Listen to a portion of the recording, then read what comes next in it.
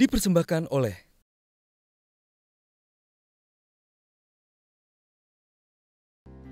Let's go.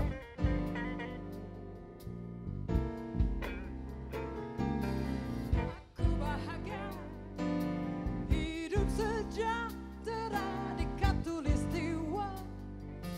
Alam berseri-seri bunga beraneka, malaikat ramah-ramah bertajuk cahaya jingga.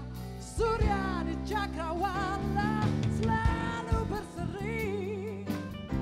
Insan di persada yang aman sentosa, persada senyum tawa hawa sejuk nyaman, wajah pagi rupawan, burung berkicau riang, berhadiah musuh.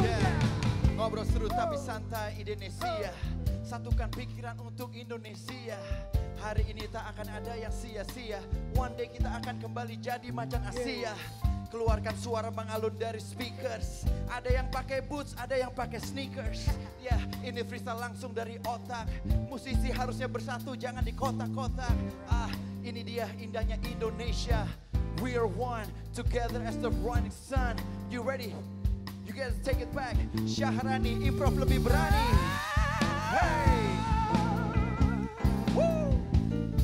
Di khatulistiwa, Hey! persada senyum tawa hawa sejuk nyaman, Yes! wajah pagi rupawan, burung berkicau riang, bermandi embun surga.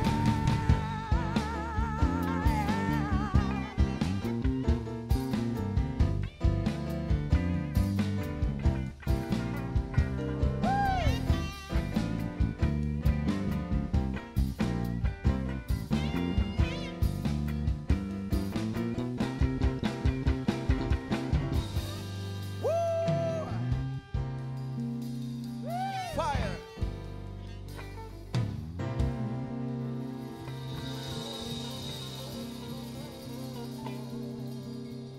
Apa kabar pemirsa? Jumpa kembali dengan saya Yofi Widianto dalam Indonesia untuk Indonesia Kaya.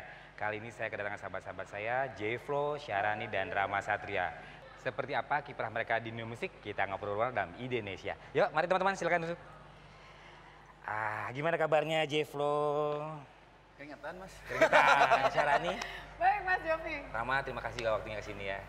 Kita ngobrol tentang gimana musik Indonesia dan bagaimana kita bisa berkolaborasi dalam perbedaan-perbedaan warna musik. Kalau menurut J-Flow, kekayaan musik Indonesia sebenarnya paling utama ada di mana esensinya? Bunyi-bunyian, sound. Bunyi-bunyian. Sound. Sebagai orang yang sering nyari ide baru, sound baru dalam sebuah karya musik, saya tahu banyak banget sound-sound Indonesia yang belum dieksplor, yang belum pernah muncul dalam sebuah karya. Jadi masih nyari terus gimana caranya paling efektif untuk ngumpulin semua sound-sound itu, terus membuat itu jadi available terutama buat anak-anak muda nih, buat generasi millennials dan centennials. Ya. J-Flow pertama You use kali that. I don't mengenal use musik dan inspirasi apa yang membuat kamu, aku ingin menjadi rapper atau jadi pemusik hip hop atau musik yang kamu bawakan sekarang ini? Kalau spesifik kenapa pengen jadi rapper atau musisi hip hop tuh sebenarnya karena berangkatnya suka baca, dari suka baca jadi suka nulis. Nah, hip hop itu adalah genre musik yang emang dia kekuatannya itu di lirik. Kekuatannya itu di reporting. Jadi seorang rapper yang baik itu harusnya dia kayak reporter, melaporkan keadaan di sekitarnya, dia kemas jadi sebuah kata-kata. Habis itu memang harus punya kemampuan verbal yang bagus tuh. Jadi pada saat kayak tadi tiba-tiba disuruh freestyle gitu juga harus bisa. Harus gitu. bisa ya. Nah sekarang kita pindah ke Syahrani nih. Syahrani, Yes Mas Yofi. kamu kan aku dengar dulunya atlet bulu tangkis. Oh iya sama. Oh, pakai tadi cara megang mikrofonnya kelihatan sih. Pantes ya. Kenapa Gebekan ya? tiba-tiba bisa nyanyi pindah ke dunia seni? Jadi saya dulu tuh waktu 7 tahun tuh karena dari kecil saya tuh suka olahraga banget di Kota Batu tinggalnya ya. Jadi saya lari tiap pagi itu. Terus ada satu orang guru bulu tangkis itu yang setiap pagi dia lewat, mungkin dia heran kali ya, anak ini kok tiap pagi mondar-mandir gitu.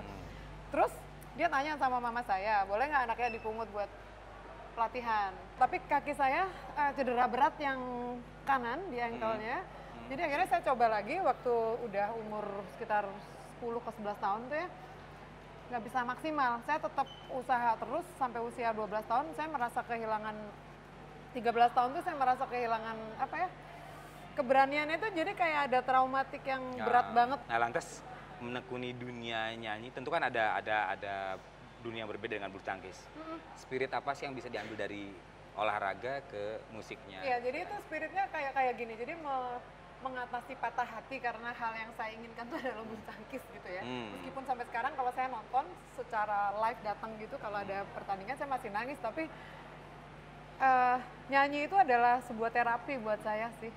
Sebenarnya kalau secara personal ya, itu terapi banget gitu kan. Nah kalau Rama kan aku dulu sih diam-diam sering lihat dia tuh main di daerah sekitar Menteng. Oh, yang udah tutup itu ya? Udah tutup itu. Oh itu mah punya dia. Keren banget emang. Nah Punya itu dia emang. Rama dari mana kamu konsisten suka banget sama blues tuh dari mana? Apakah dari pengaruh keluarga, mendengarkan musik dari kecil memang blues, atau hero-nya kamu adalah gitaris blues? Background pasti berperan ya. Ya ayah sama ibu almarhum memang the house, rumah selalu. It's always B.B. King, Albert King, Jim Croce, Canned Heat, The Doors, Jimi Hendrix, Stevie Ray. Jadi ya dari kecil sampai ya sekarang udah Influence terbesar itu ya. Nah kan banyak sekali nih gitaris-gitaris yang kalau di mana-mana mereka belajar blues, main musik blues.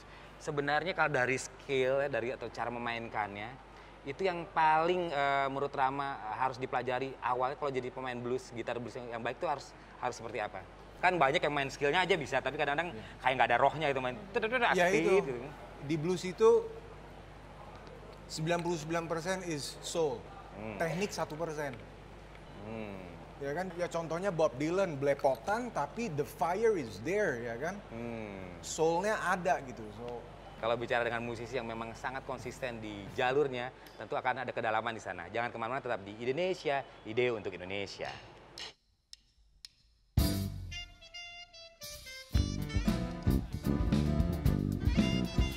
kita stop being, saya belak-belakan aja nih, stop being a coolie for the management. Bakal bigger kalau misalnya manajemen yang akan kerja buat kita musisi. Bukan musisi yang kerja buat manajemen, terbalik ini. Dipersembahkan oleh